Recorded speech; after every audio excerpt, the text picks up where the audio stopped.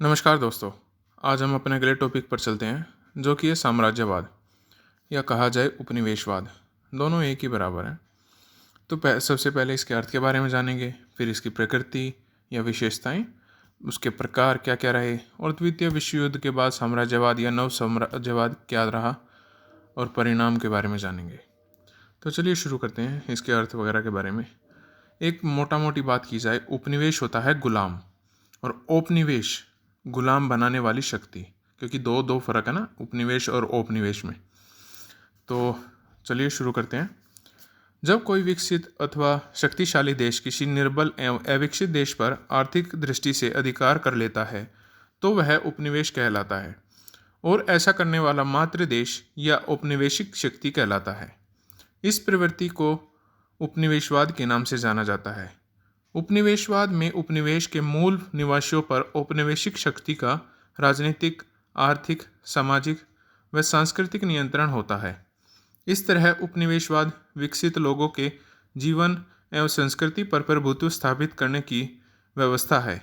इस उपनिवेशवाद का आरंभ यूरोप में पुनर्जागरण चेतना के विकास के साथ होता है। अब आ जाते हैं उपनिवेशवाद की प्रकृति या स्वरूप पर। उपनिवेशवाद के तहत मात्र देश एवं उपनिवेश के बीच शोषक और शोषित संबंध होता है।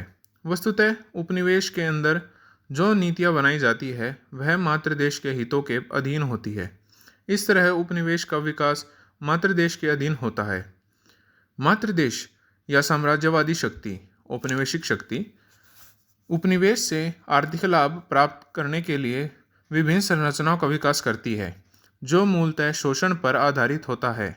इस आर्थिक लाभ की प्राप्ति के लिए उपनिवेश में एक समान राजनीतिक सामाजिक संरचना, यातायात, परिवहन एवं संचार के गतिशील साधन, आधुनिक शिक्षा आदि का विकास होता है। यह आधुनिक शिक्षा प्राप्त बुद्धिजीवी मध्यम वर्ग का विकास होता है जो मानवाधिकारों से परिचित होकर शोषण के स्वरूप को समझने लगता है और लोगों को अपने अधिकारों के प्रति सचेत करता है। इसी क्रम में राष्ट्रीय चेतना का विकास होता है। फलतः उपनिवेशवासियों और औपनिवेशिक शक्ति के बीच हितों की टकराहट बढ़ जाती है। अंततः उपनिवेश में स्वतंत्रता आंदोलन उग्र होता है और वह औपनिवेशिक शोषण से मुक्ति प्राप्त कर राजनीतिक अधिकार प्राप्त करता है, अर्थात उपनिवेश आज़ाद हो जाता है। इसी संदर्भ में यह कहा जाता है कि उपनिवेश पके हुए फल की भांति होता है जो पकने पर पेड़ से अपना संबंध तोड़ लेता है। यह स्थिति अमेरिका स्वतंत्रता संग्राम के संदर्भ में भी देखी जा सकती है। वस्तुतः अमेरिकी उपनिवेश भी यूरोपीय ज्ञान, विज्ञान, शिक्षा से परिचित हो रहा था। प्रबोधनकालीन चिंतन से परिचित होकर अमेरिकी मध्य वर्ग ने ब्रिटिश वाणिज्यवादी नीतियों के विरुद्ध लोगों को जागरूक किया। इसी क्रम में ब्रिटिश प्रधानमंत्री ग्रेनविले द्वारा अमेरिका में आरोपित नवीन करों जैसे स्टैंप एक्ट, शुगर एक्ट का विरोध किया गया। अब अमेरिकियों ने प्रतिनिधित्व नहीं तो कर नहीं का नारा देकर इंग्लैंड के समक्ष संवैधानिक प्रश्न खड़ा किया और ब्रिटिश नीतियों का विरोध किया। यही विरोध बोस्टन टी पार्टी के रूप में सामने आया। वह अमेरिका इंग्लैंड के बीच युद्ध शुरू हुआ। अमेरिकी युद्ध में विजयी हुए और ब्रिटिश औपनिवेशिक शोषण से मुक्त हुए। इस दृष्टि से अमेरिकी स्वतंत्रता संग्राम एक वयस्क होते हुए उपनिवेश के स्वाभाविक व अपेक्षित घटना बन जाती है, क्योंकि ये तो मैंने आपको पहले भी पढ़ाया है कि अमेरिका की बोस्टन टी पार्टी कैसे हुई थी। उसका विवरण पिछली वीडियो में भी है, आप उसको भी चेकआउट कर सकते हैं। अब आ जाते हैं उपनिवेशवाद के प्रकार पर, जिसमें सबसे पहला पुराना उपनिवेशवाद जो 16वीं सदी में था। 16वीं सदी में यूरोप में साम्राज्यवाद का विकास हुआ। वस्तुतः साम्राज्यवाद की यह प्रक्रिया पुनर्जागरण चेतना के विकास एवं भौगोलिक खोजों के फलस्वरूप सामने आई। इस साम्राज्यवाद के क्रम में यूरोपीय देशों ने विभिन्न देशों में व्यापारिक चौकियां या बस्ती स्थापित कर आर्थिक लाभ प्राप्त किए। अब आ जाते हैं पुराने साम्राज्यवाद के प्रेरक तत्व, इसके क्या क्या तत्व रहे। यूरोपीय शासकों द्वारा सामुद्रिक अभियानों एवं नवीन प्रदेशों की खोज को प्रोत्साहित किया गया। इसी क्रम में उपनिवेशवाद को बढ़ावा मिला। पुनर्जागरण चेतना से प्रेरित जिज्ञासा, साहित्यिक मनोभाव एवं व्यक्तिवाद की अवधारणा ने नवीन मार्गों की खोज को प्रेरित किया। फलतः साम्राज्यवाद का मार्ग प्रशस्त हुआ। दिशा तो सूचक यंत्र या कंपास जिसे कहा जाता है के आविष्कार ने सामुद्रिक अभियानों को अधिक सुविधाजनक बना दिया, अतः साम्राज्यवाद को बढ़ावा मिला। इस दौरान राज्यों ने धन संग्रह पर अत्यधिक बल दिया। इस धन की प्राप्ति के लिए उपनिवेशों की स्थापना को आवश्यक माना गया। उपनिवेशों के माध्यम से मातृ देश को जो लाभ मिला, उससे अन्य यूरोपीय देशों को उपनिवेशिक स्थापना की प्रेरणा भी मिली। जैसे पुर्तगाल एवं स्पेन के लाभों को देखकर अन्य यूरोपीय देश जैसे हॉलैंड, इंग्लैंड, फ्रांस उपनिवेशवाद की दौड़ में शामिल हो गए। अब आ जाते हैं नवीन साम्राज्यवाद, जो कि 19वीं सदी में हुआ। 19वीं सदी में नवीन साम्राज्यवाद का विस्तार हुआ, जो फ्रांसीसी क्रांति एवं ब्रिटिशी तकनीक का परिणाम थी। इस साम्राज्यवाद में निम्नलिखित प्रवृत्तियां दिखाई पड़ती है। सबसे पहली, राष्ट्रों द्वारा अपनी राजनीतिक शक्ति का विस्तार करना। दूसरा, बढ़ती जनसंख्या से उत्पन्न कठिनाइयों जैसे आवास, रोजगार, खाद्यान्न आदि का समाधान करना। तीसरी, इटली व जर्मनी जैसे नवीन राष्ट्रों का साम्राज्यवादी दौड़ में शामिल होना। चौथी, साम्राज्यवादी दौड़ में गैर यूरोपीय राष्ट्रों का शामिल होना, जिसमें जापान उल्लेखनीय था। पांचवी, 19वीं सदी में बढ़ती सैन्यवाद की प्रवृत्ति इस उपनिवेशवाद का अभिलक्षण है। छठी, अफ्रीकी महाद्वीप का अत्यंत तीव्र गति से और शांतिपूर्ण तरीके से यूरोपीय शक्तियों द्वारा बंटवारा करना। सातवीं, औद्योगिक क्रांति से उत्पन्न आवश्यकताओं की पूर्ति करना। अब आ जाते हैं नवीन साम्राज्यवाद को प्रेरित करने वाले कारक क्या थे, या मतलब कहा जाए तो या प्रेरक तत्व क्या थे। यूरोपीय राज्यों के पास औद्योगिक क्रांति के परिणाम स्वरूप कच्चे माल की मांग बढ़ी, तो साथ ही साथ निर्मित वस्तुओं की बिक्री के लिए बड़े बाजार की आवश्यकता हुई। इन आवश्यकताओं की पूर्ति हेतु उपनिवेशवाद को बढ़ावा मिला। इन यूरोपीय देशों के पास अत्यधिक पूंजी एकत्रित हो गई। वह अधिकतम और सुनिश्चित लाभ प्राप्त करने के लिए उपनिवेश प्राप्ति पर बल देने लगे, क्योंकि वहां श्रम सस्ता था और खनन कार्य में इनका उपयोग कर वह बहुमूल्य खनिजों को प्राप्त कर सकते थे और अत्यधिक मुनाफा कमाया जा सकता था। नवीन साम्राज्यवाद आर्थिक आवश्यकताओं के साथ साथ राजनीतिक कारकों से भी प्रेरित था। वस्तुतः व्यापारिक समूहों ने अपने लाभ के लिए साम्राज्यवादी विस्तार पर बल दिया, क्योंकि साम्राज्यवादी विस्तार में बड़े बड़े जहाज़ों की आवश्यकता थी। इसलिए जहाज कंपनियों के मालिक भी साम्राज्यवादी विस्तार को बढ़ावा दे रहे थे। इसी तरह 1870 के पश्चात इटली, जर्मनी, जापान जैसे नवीन शक्तियों का उदय हुआ। यह अपनी राजनीतिक शक्ति एवं राष्ट्रवादी सम्मान को स्थापित करने के लिए साम्राज्यवादी दौड़ में सम्मिलित हुए। इस तरह नवीन साम्राज्यवाद एक आर्थिक एवं राष्ट्रवादी घटना भी थी। बढ़ती जनसंख्या से उत्पन्न समस्याओं के समाधान के लिए उपनिवेश प्राप्ति पर बल दिया गया। ईसाई मिशनरियों ने भी धर्म प्रचार का कार्य साथ साथ कर रही थी, जिससे यूरोपीय राज्यों के साम्राज्यवादी प्रचार को बढ़ावा मिल रहा था। वस्तुतः ईसाई मिशनरियों ईसाई धर्म एवं यूरोपीय संस्कृति का प्रसार करके वहाँ यूरोपीय वस्तुओं के लिए बाजार का आधार तैयार कर रही थी, और इसी क्रम में यदि किसी ईसाई पादरी का स्थानीय जनता द्वारा अपमान हो जाता था, तो इसका बदला लेने के लिए यूरोपीय शक्तियों द्वारा सैन्य अभियान कर उस क्षेत्र पर नियंत्रण कर लिया जाता था। श्वेत नस्ल के भार के सिद्धांत के तहत बिछड़े देशों में सभ्यता के चिन्ह स्थापित करने के नाम पर साम्राज्यवादी विस्तार को बढ़ावा मिला। अब आ जाते हैं कि द्वितीय विश्व युद्ध के बाद नव साम्राज्यवाद का क्या रहा, मतलब क्या उस टाइम पे रहा। तो चलिए उसके बारे में जान लेते हैं। द्वितीय विश्व युद्ध के पश्चात पूंजीवादी अमेरिकी शक्ति का विश्व रंगमंच पर प्रभुत्व स्थापित हो गया। वस्तुतः पश्चिमी विकसित देश और अमेरिकी शासन अपनी नीतियों के माध्यम से अपने देश को चला ही रहे थे। दूसरी तरफ 9 स्वतंत्र देशों की नीतियों को भी अपनी इच्छा अनुसार चलाने लगे। इसे नव उपनिवेशवाद के नाम से जाना गया। इस तरह आर्थिक, सैनिक व सांस्कृतिक साधनों से पूंजीवादी राष्ट्र विकासशील देशों की नीतियों को अपने हित के अनुरूप चलाने लगे, जिसमें विकासशील देशों का शोषण हो रहा था। अब आ जाते हैं नव उपनिवेशवाद के साधनों पर। शस्त्रीकरण को बढ़ावा देकर विकसित पूंजीवादी देश अपने आर्थिक व्यापारिक हितों को पूरा करते रहे। वस्तुतः विकसित देश अपने अस्त्र शस्त्र की बिक्री द्वारा अल्प विकसित एवं विकासशील देशों से धन तो प्राप्त करते ही थे, उनका सैनिक क्षमता को भी अपने ऊपर निर्भर बना देते थे। विश्व आर्थिक संसाधनों एवं संगठनों पर नियंत्रण द्वारा ऐसी नीतियों का निर्माण किया जाता है जिससे पूंजीवादी औद्योगिक राष्ट्र लाभान्वित हो सकें। मानवाधिकारों की रक्षा के नाम पर किसी देश की संप्रभुता का हनन करना और वहां लोकतंत्र की स्थापना के बहाने अपने राष्ट्र की आर्थिक समृद्धि बढ़ाने का प्रयास करना, यह सम्मिलित था। वस्तुतः सैन्यतंत्रवादी देशों में लोकतंत्र की स्थापना करके वहां आर्थिक सामाजिक पुनर्निर्माण के लिए अपने देश की कंपनियों को ठेका प्रदान करवाना था, जिससे कि उस कंपनी के कर्मचारी को लाभान्वित होते ही हैं और उस कंपनी का औद्योगिक पूंजीवादी देश भी आर्थिक औद्योगिक विकास से युक्त रहता है। उदारीकरण व वैश्वीकरण के नाम पर विकासशील देश की आर्थिक नीतियों पर नियंत्रण लगाकर अपने देश के उत्पादों को लगाकर बाजार का निर्माण किया जाता है। पर्यावरण संरक्षण एवं बाल श्रम के नाम पर विकासशील देशों के आर्थिक मामलों में हस्तक्षेप कर उनके उत्पादों पर प्रतिबंध लगाया जाता है। इस तरह जब उपनिवेशवाद के माध्यम से पूंजीवादी शक्तियों जब 21वीं सदी में उसी तरह का लाभ लेने का प्रयास करती हैं जैसा कि 19वीं शताब्दी या सदी में के दौरान साम्राज्यवादी शक्तियों द्वारा किया गया था, इस तरह नव उपनिवेशवादी शोषण एक जटिल समस्या हो गई है जो स्वतंत्र देश के आर्थिक सामाजिक विकास को सीमित करती है।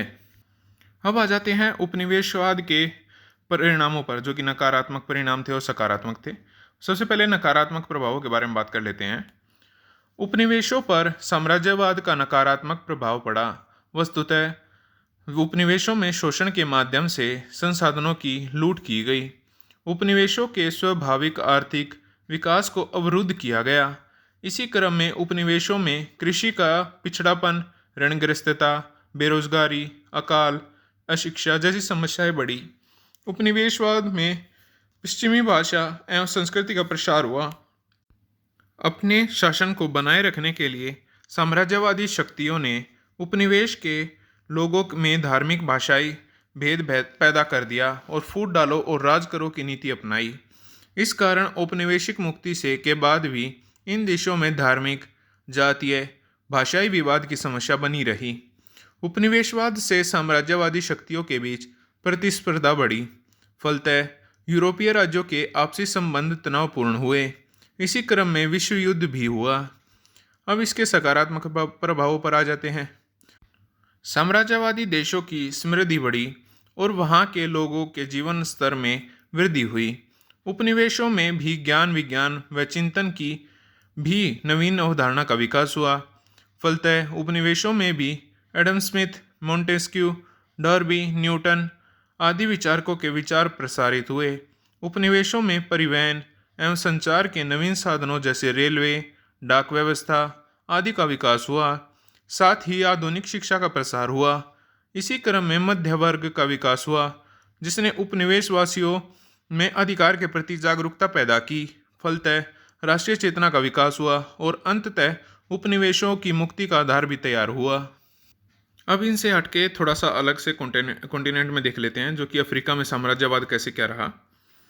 19वीं सदी में यूरोपीय देशों ने अमेरिका में साम्राज्यवादी विस्तार किया। यद्यपि अफ्रीका यूरोप के निकट था, किंतु इसके आंतरिक भागों के बारे में यूरोपीय लोगों को बहुत कम ज्ञान था, इसलिए इसे अंध महाद्वीप भी कहा गया।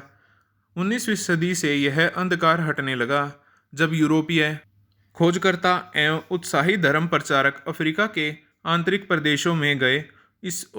इसमें सर्वाधिक उल्लेखनीय नाम मार्टिन स्टैनली, डेविड लिविंगस्टन का है। इन अनुसंधानकर्ताओं ने अपना विवरण यूरोपियों के समक्ष प्रस्तुत किया।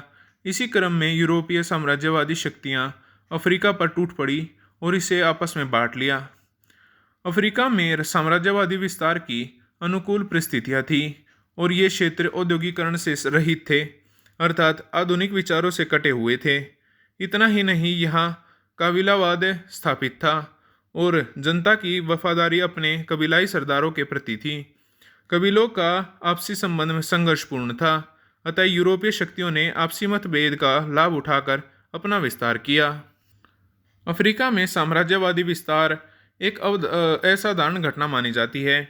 दरअसल अफ्रीका में क्षेत्रों का बंटवारा क्रमिक रूप से न होकर बहुत तेजी से हुआ, अर्थात कुछ ही वर्षों में यूरोपीय देशों का नियंत्रण स्थापित हुआ। यह संपूर्ण बंटवारा बिना किसी युद्ध के संपन्न हुआ। दरअसल पश्चिमी शक्तियों ने आपस में समझौता कर अफ्रीकी क्षेत्रों को हड़प लिया। वस्तुतः 1875 में अफ्रीका के 10% भूभाग पर यूरोपीय शक्तियों का नियंत्रण था, किंतु 1900 ईस्वी तक यह लगभग 10% भूभाग ही बिना विभाजन के रहा, अर्थात 90% क्षेत्रों पर यूरोपियों का नियंत्रण स्थापित हो गया। अफ्रीका में लूट की दृष्टि से क्षेत्रीय विस्तार में फ्रांस का हिस्सा सर्वाधिक था, किंतु आर्थिक लाभ की दृष्टि से इंग्लैंड का स्थान प्रमुख था। अफ्रीका में इंग्लैंड का सूडान, नाइजीरिया, ट्रांसवाल आदि क्षेत्रों में नियंत्रण था। जर्मनी का टोबालैंड पर नियंत्रण था। इटली का टोमानीलैंड, इटिट्रिया आदि क्षेत्रों पर नियंत्रण था। पश्चिमी अफ्रीका में कांगो, गोल्ड कोस्ट यानी घाना, जो आज का घाना है, नाइजीरिया, सियरा लियोन जैसे क्षेत्रों पर भी ब्रिटेन का नियंत्रण था। यहाँ कांगो क्षेत्र में रबड़, हाथी दांत, सोना, हीरा, तांबा जैसे संसाधनों का दोहन अंग्रेजों द्वारा किया जा रहा था। अतः यहाँ के निवासी औपनिवेशिक शोषण एवं दमन के शिकार हुए। फलतः जन असंतोष बढ़ा या मौजूद था वहाँ पर। पश्चिम अफ्रीका के गोल्ड कोस्ट यानी कि घाना के क्वामेनू क्रूमा द्वारा जनता को एकजुट कर एक पीपल्स पार्टी का गठन किया।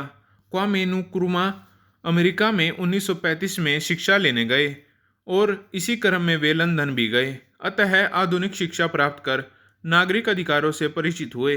1946 में घाना वापस आए और यहाँ यूरोपीय साम्राज्यवादी शोषण के विरुद्ध यूरोपीय शक्तियों का बहिष्कार किया। इसी क्रम में हिंसक प्रदर्शन व हड़तालें हुई और उन्हें गिरफ्तार किया गया, किंतु व्यापक जन समर्थन के चलते उन्हें रिहा किया गया और एक नए संविधान के निर्माण को मंजूरी दी गई। अंततः 1957 में गोल्ड कोस्ट को पूर्णतः आज़ाद कर दिया गया। इसी तरह नाइजीरिया में ब्रिटेन का नियंत्रण था और यहाँ भी औपनिवेशिक शोषण के कारण जन असंतोष मौजूद था। यहाँ के प्रमुख राष्ट्रवादी नेता नामदी आजीकिव 1904 से लेकर 1996 तक के, जिनकी मतलब 1996 में मृत्यु हुई, इन्होंने भी आधुनिक शिक्षा प्राप्त की और 1933 में नाइजीरिया आकर पत्रकारिता से जुड़े।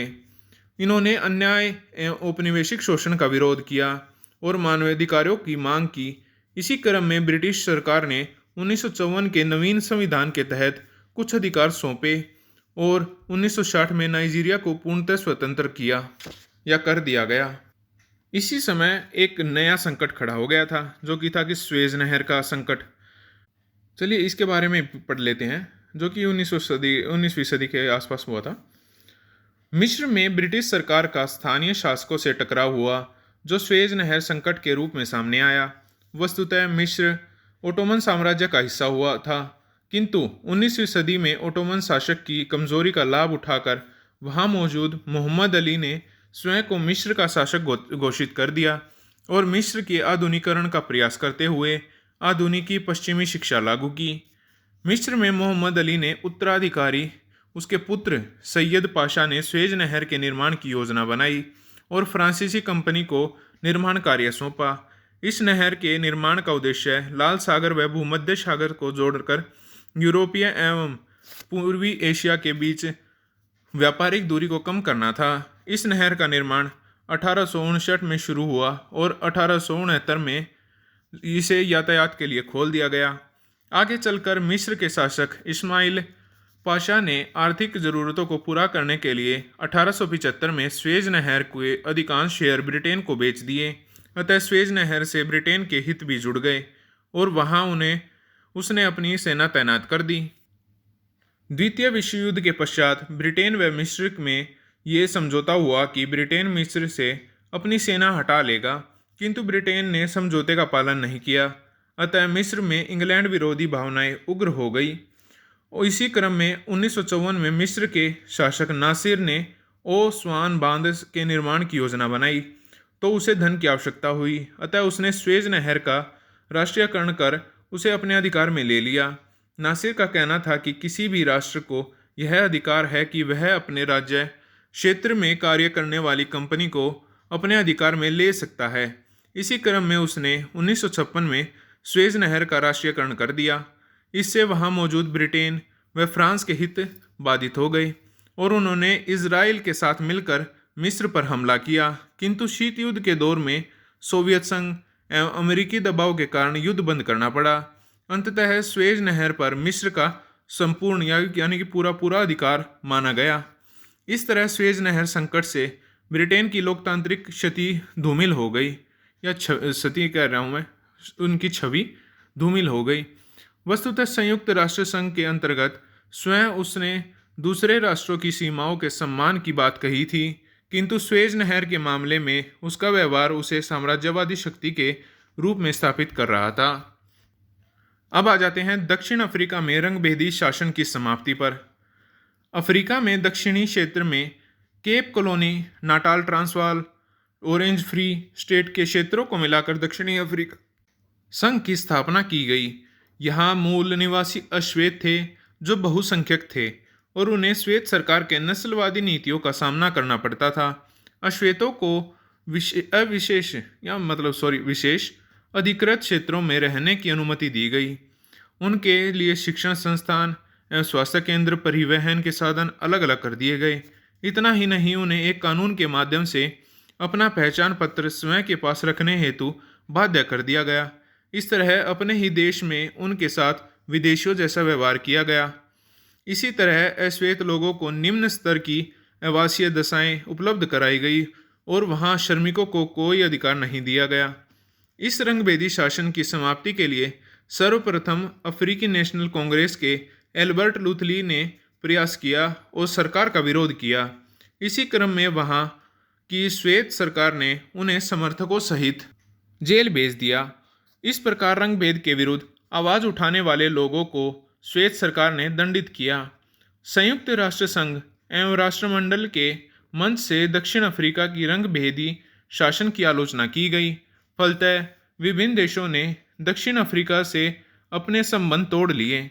इन सब के बावजूद भी वहां रंगभेद का विरोध करने वाले नेल्सन मंडेला जैसे नेताओं को राजद्रोह के मामले में उम्र कैद की सजा सुनाई गई। वस्तुतः मंडेला दक्षिण अफ्रीका में गांधीवादी पद्धति के माध्यम से रंगभेद नीति का विरोध कर रहे थे। 1960 के पश्चात जब रंगभेदी की नीति का विरोध बढ़ा तो वहां की सरकार ने कुछ सुधार करते हुए अश्वेतों को भी श्रमिक संघ में शामिल होने एवं हड़ताल करने का अधिकार दिया। इसी दौर में गुट निरपेक्ष आंदोलन का समर्थन भी रंगभेद विरोधी अभियान को मिला। अतः राष्ट्रीय एवं अंतर्राष्ट्रीय दबावों के चलते 1989 में दक्षिण अफ्रीका की क्लार्क की सरकार ने रंगभेद की नीति को समाप्त करते हुए 1990 में नेल्सन मंडेला को जेल से रिहा किया और अश्वेत लोगों को पूर्णतः राजनीतिक अधिकार देते हुए उन्हें नए संविधान के निर्माण का अधिकार दिया। अंततः 1994 में दक्षिण अफ्रीका में पहला लोकतांत्रिक चुनाव हुआ और पूर्णतः अफ्रीकी जनता द्वारा निर्वाचित सरकार अस्तित्व में आई, जिसके प्रमुख नेल्सन मंडेला बने। दक्षिण अफ्रीका में रंगभेदी शासन की समाप्ति तथा जनता को लोकतांत्रिक अधिकार प्राप्त करने एवं शांति स्थापना में गांधीवादी विचारों को अपनाने के कारण भारत सरकार ने नेल्सन मंडेला को भारत रत्न पुरस्कार दिया, तो दूसरी तरफ उन्हें विश्व शांति के लिए नोबेल पुरस्कार मिला। अब आ जाते हैं औपनिवेशिक मुक्ति पर। औपनिवेशिक मुक्ति के कारण क्या क्या रहे? राष्ट्रीय आंदोलन सबसे पहला जो था, विभिन्न उपनिवेशों में हो रहे औपनिवेशिक शोषण ने वहां राष्ट्रवादी चेतना का विकास किया। इसी क्रम में राष्ट्रवादी चेतना का आंदोलन शुरू हुआ, जो क्रमशः उग्र होता गया। फलतः उपनिवेशों में औपनिवेशिक सरकारों के विरुद्ध जगह जगह विद्रोह होने लगे, जिससे औपनिवेशिक हित बाधित हुए और औपनिवेशिक मुक्ति का आधार तैयार हुआ। दूसरा है द्वितीय विश्व युद्ध का प्रभाव कैसे पड़ा यहाँ पर। द्वितीय विश्व युद्ध के फलस्वरूप यूरोपीय शक्तियों की आर्थिक कमजोरी बढ़ी। युद्ध व्यय बढ़ने से उनकी अर्थव्यवस्था ऋणग्रस्त हुई। अतः उपनिवेशों पर अपनी पकड़ बनाए रखने में साम्राज्यवादी शक्तियां सक्षम नहीं रही। युद्ध के दौरान यूरोपीय शक्तियों ने अपने उपनिवेशों का सहयोग प्राप्त करने के लिए यह आश्वासन दिया कि युद्ध के पश्चात उपनिवेशों को रियासत दे दी जाएगी। इससे भी उपनिवेशों को प्रोत्साहन मिला कि वे संघर्ष कर रही अपनी आज़ादी हासिल कर सकते हैं, यानी कि संघर्ष करके अपनी आज़ादी प्राप्त कर सकते हैं। 1941 में अटलांटिक घोषणा में कहा गया कि कोई राष्ट्र किसी अन्य देश में अपना क्षेत्रीय विस्तार नहीं करेगा और सभी व्यक्ति अपने मतों के आधार पर अपनी सरकार चुन सकते हैं। इस घोषणा से एशिया व अफ्रीका के उपनिवेशों को मुक्ति की प्रेरणा मिली। युद्ध के पश्चात निर्मित संयुक्त राष्ट्र संघ जैसे अंतर्राष्ट्रीय संगठन ने लोकतंत्र एवं मानवाधिकारों पर बल देते हुए उपनिवेशवाद पर बल दिया, अतः औपनिवेशिक मुक्ति को बढ़ावा मिला।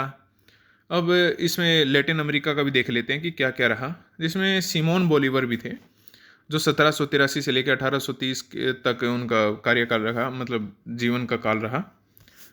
दक्षिण अमेरिका के सेना नायक सिमोन बोलीवर थे। इन्होंने Bolivia, Colombia, Peru, Ecuador, Venezuela जैसे देशों को स्पेन के औपनिवेशिक नियंत्रण से मुक्त कराया। इसलिए सिमोन बोलीवर को लैटिन अमेरिका देशों का मुक्तिदाता भी कहते हैं। बोलीवर ने वेनेजुएला में एक राष्ट्रवादी सेना का गठन किया और 1813 में काराकश पर नियंत्रण स्थापित किया, किंतु थोड़े ही समय पश्चात यहाँ स्पेन ने पुनः नियंत्रण स्थापित किया। अतः 1814 में बोलीवर ने हैती में एक राष्ट्रवादी सेना का गठन कर वेनेजुएला तक नियंत्रण स्थापित किया और यहाँ का शासक बन गया। 1819 में सिमोन बोलीवर ने कोलंबिया को स्पेन से मुक्त कराया और एक ग्रांड कोलंबिया गणराज्य की स्थापना की, जिसमें कोलंबिया, वेनेजुएला, पनामा, इक्वेडोर आदि देश शामिल थे और बोलीवर इस गणराज्य का राष्ट्रपति बन गया।